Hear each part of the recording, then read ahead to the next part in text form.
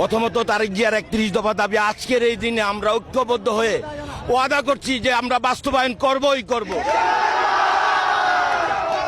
আর আমাদের মুসলিম উম্মার জন্য ফিলিস্তিনিদের যেই ঘটনা হচ্ছে আমরা সবাই মিলে যদি এটার প্রতিবাদ না করি তাহলে আমরা আর মুসলমানের কাতারে রইলাম না।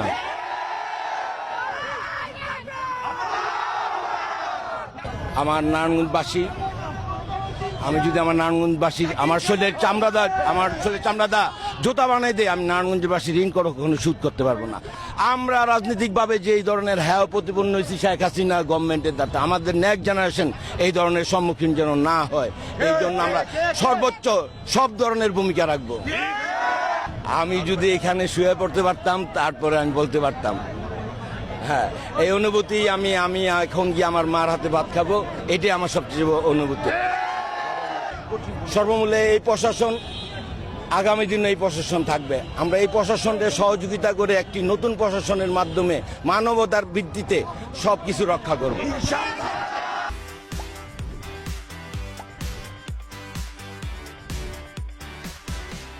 নারায়ণগঞ্জের মাটির মানুষের নেতা জাকির খান দীর্ঘ 22 বছর পর নারায়ণগঞ্জে পদার্পণ করছে। ওনার নামে যতগুলি মিথ্যে মামলা এবং ষড়যন্ত্রমূলক মামলা ছিল সকল মামলাতে খালাস পেয়ে এবং ওনার কারা মুক্তি শেষে আজকে উনি এই জনগণের মাঝে ফিরে আসছে।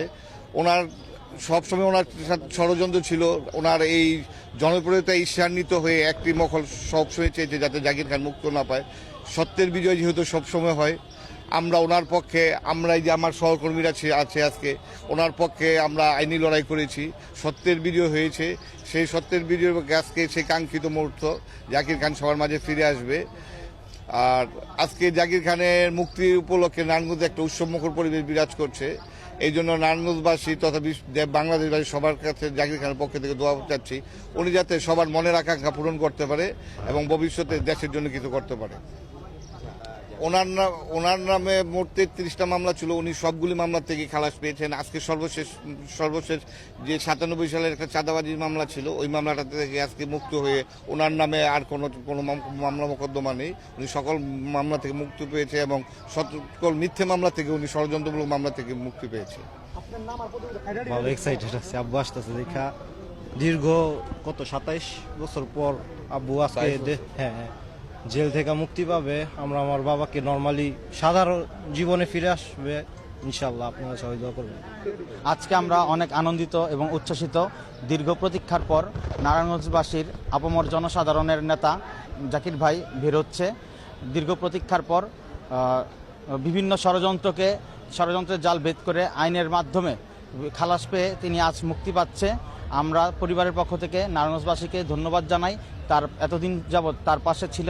আগামীর সুন্দর নারায়ণগঞ্জ, পরিচ্ছন্ন নারায়ণগঞ্জ গড়ার জন্য তিনি কাজ করবেন। সবাই আপনারা জাকির খানের জন্য দোয়া করবেন, জাকির খান যেন সুস্থ থাকে, তার পরিবারের জন্য দোয়া করবেন।